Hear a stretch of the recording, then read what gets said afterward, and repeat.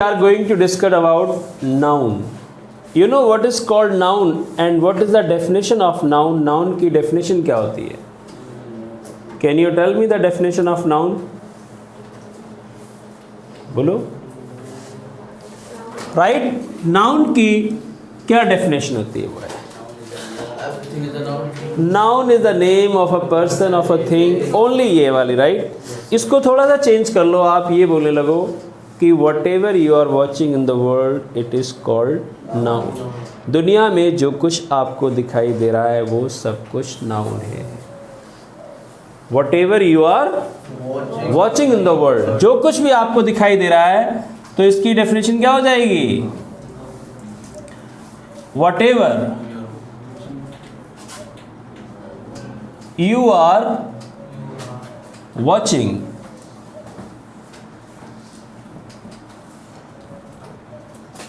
in the world, it is called noun. समझ में आ गया? उसको हम क्या कहेंगे? नाउन कहेंगे भाई, राइट? अब नाउन कितने होते हैं भाई? Kinds of noun.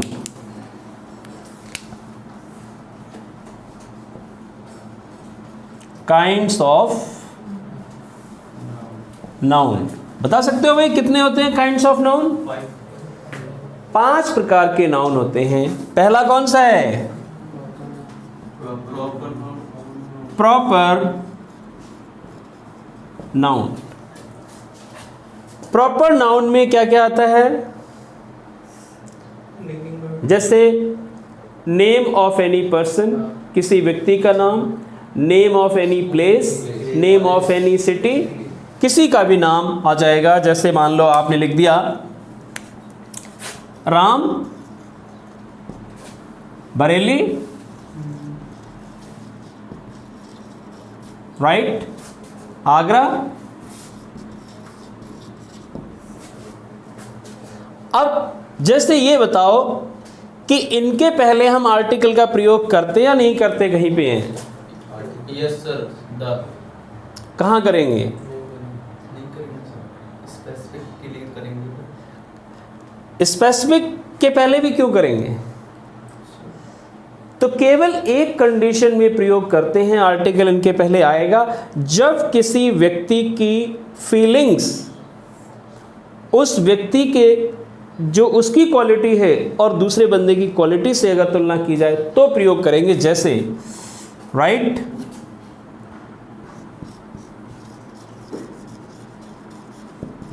Kashmir is the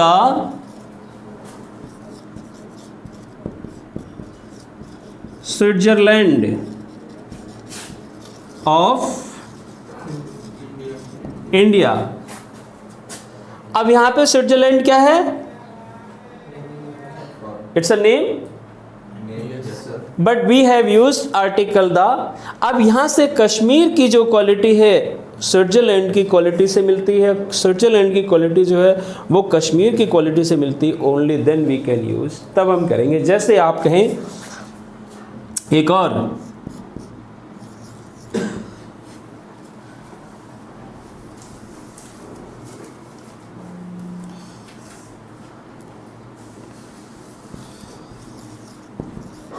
Kalidas is the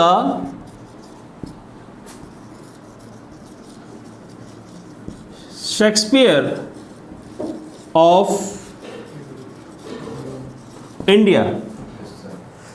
तो शेक्सपियर की जो क्वालिटी है सेम क्वालिटी कालिदास की है, तो क्वालिटी की तुलना करें देन वी कैन यूज. जैसे शेक्सपियर को इंग्लैंड में माना जाता है वैसे ही कालिदास को इंडिया में माना जाता है, देन वी कैन यूज. तो समझ में आ गया कि प्रॉपर नाउन से पहले we can use article, but only in these conditions, right? इन्हीं कंडीशंस में यूज करेंगे, not in any other conditions. समझ में आ गया?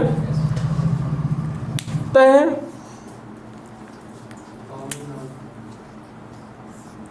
पहले लेते हैं अब्स्ट्रैक्ट नाउन.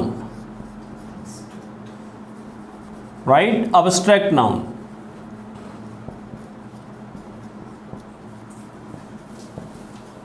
अब्स्ट्रैक्ट नाउन की खासियत क्या है पता है? राइट, व्हाट इज इनविजिबल, जो दिखाई ना दे, ओनली यू कैन फील, जिसको आप फील कर सकें। जैसे आपने कहा कि ऑनेस्टी, इसमें क्या होता है? Only feelings.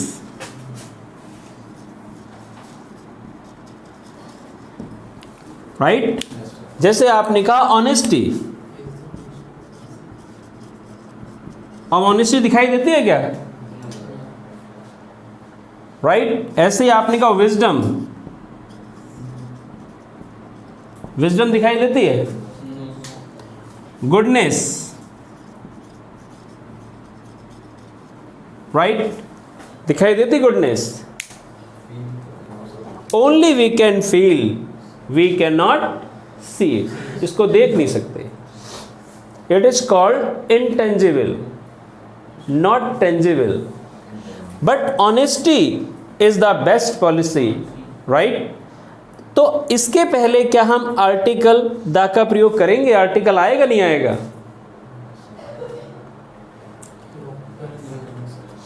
इसमें भी आर्टिकल आता है, लेकिन एक स्पेसिफिक कंडीशन में, देन वी कैन यूज।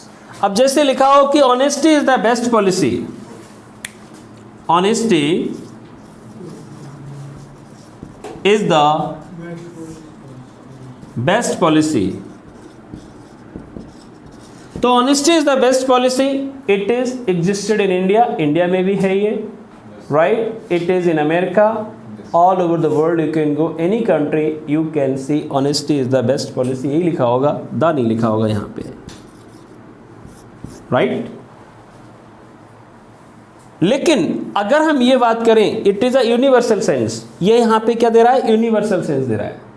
अगर हम इसी को लिमिटेड सेंस कर दें कि honesty, the honesty which lies in my father is appreciable, जैसे आपने लिखा the honesty, the honesty which lies in my father, right, is appreciable, वो तारीफ के काबिल है। The honesty which lies in my father is appreciable, वो ईमानदारी जो मेरे पिता में पाई जाती है वो तारीफ के काबिल है। तो ये क्या हो गया? लिमिटेड सेंस हो गया ये, राइट। क्या हो गया? लिमिटेड सेंस, लिमिटेड सेंस, इसको हम यूज करते हैं, राइट। ऐसे ही आप ले सकते हैं कि द विजडम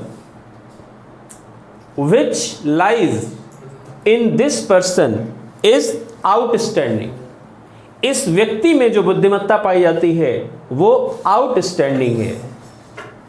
तो we are going to make this word limited, हमने इस वर्ड को लिमिटेड बना। Material noun,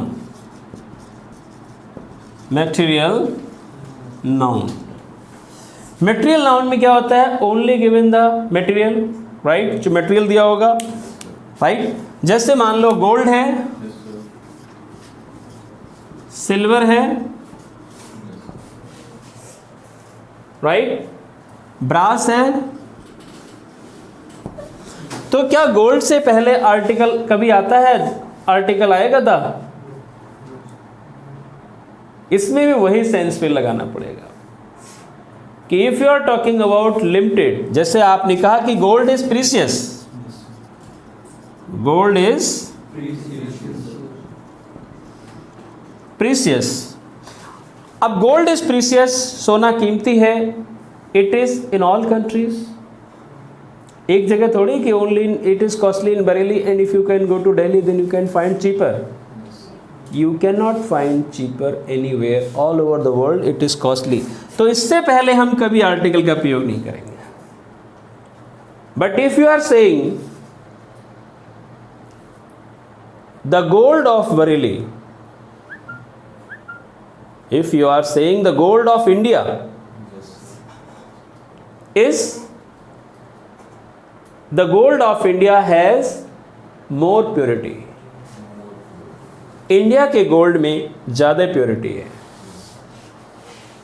the gold of India is more yellow, ज़्यादा येलो है, right. The gold of India is the gold of India is more yellow. ऐसे आप, या फिर अगर हम गोल्ड का ऑर्नामेंट बना लें, आभूषण बना लें, देन वी कैन यूज, तो भी हम इसका प्रयोग करते हैं। जैसे आपने कहा the ring of gold, sorry, ring of gold is very beautiful, right. The ring of gold, okay. या फिर हम ऐसे ही कह सकते हैं the golden ring is more beautiful, बहुत सुंदर है। तो इससे पहले जब ऑर्नामेंट बना लेंगे देन वी कैन यूज, तब हम आर्टिकल का प्रयोग करेंगे। Got it. चौथा है collective noun.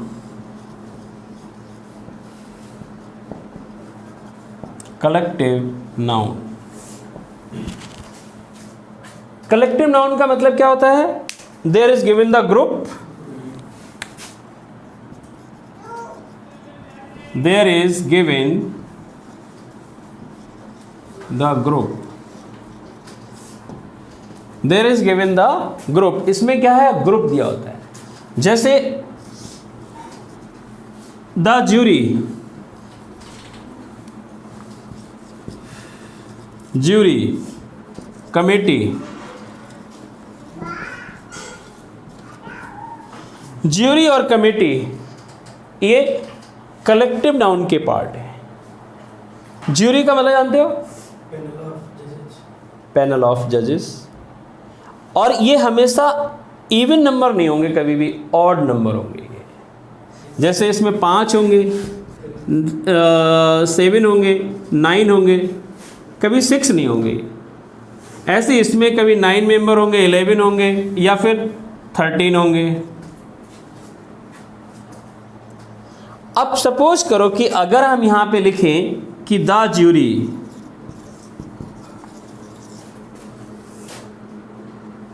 The jury is United in its decision. And one sentence एक और देखिए, one sentence, the jury is, sorry, the jury are divided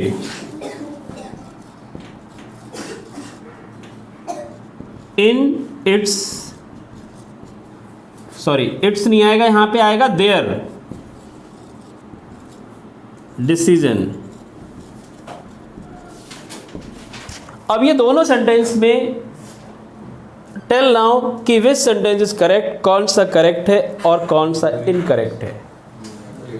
बता सकते हो भाई कौन सा करेक्ट है, कौन सा इनकरेक्ट है? ये दोनों ही सेंटेंस करेक्ट है और दोनों ही सेंटेंस सही है। ये यहां पे क्या है देखिए,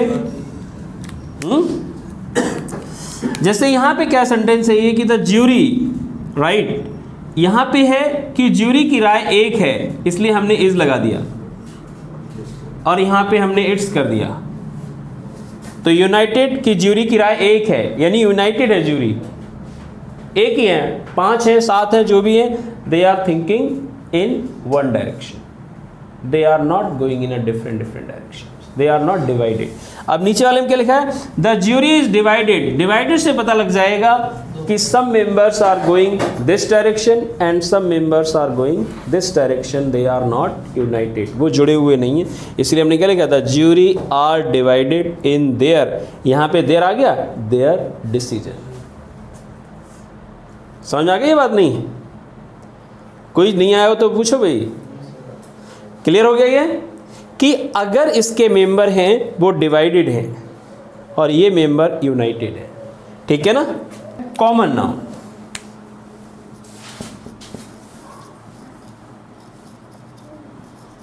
कॉमन नाउन, कॉमन नाउन का मतलब है थिंग्स और कॉमन, जो चीजें कॉमन होती हैं, राइट। जैसे क्या होगा कॉमन, बताओ। एनिमल कॉमन कहाँ होते हैं? जैसे द डॉग कॉमन जितनी चीजें हैं सब कॉमन ही हो जाती है।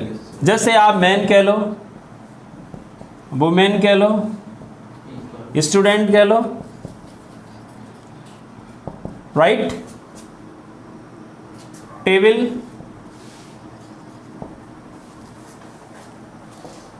Right. Books,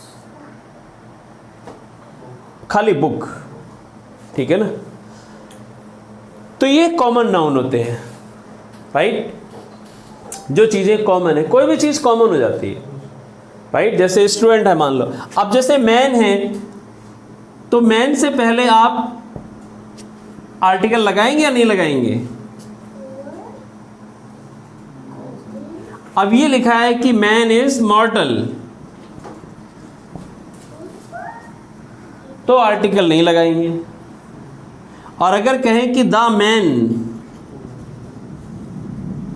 is immortal, right, the man is immortal. अब इमॉर्टल तो सारे मैन तो होंगे नहीं, मतलब सारे मैन तो मॉर्टल है ना। वैसे ये कोई बंदा अलग होगा तो हमने इसके पहले लगा दिया द मैन इज मॉर्टल। ऐसे आपने कहा कि डॉग इज फेथफुल,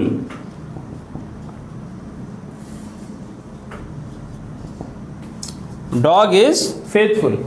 और आप ये बोले कि द डॉग इज डेड।